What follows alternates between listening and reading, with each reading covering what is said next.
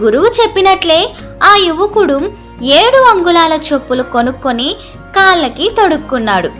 నడుస్తున్న కొద్దీ ఇబ్బంది మొదలయ్యింది. అప్పుడప్పుడు సరిగ్గా నడవలేక పడబోయాడు. అయినా చెప్పులు విడిచిపెట్టకుండా తిరిగాడు. కాళ్ళ నొప్పులు మొదలయ్యాయి. ఎప్పుడెప్పుడు సాయంత్రం అవుతుందా, చెప్పులను ఎప్పుడు విడిచిపెడదామా అని అనిపించింది. ఎలాగోలా ఆ రోజు సాయంత్రం వరకు గడిపాడు. క్షణం ఆలస్యం చేయకుండా గురువు దగ్గరికి వెళ్ళి ఏడుపు ముఖంతో ముందర నిలబడ్డాడు.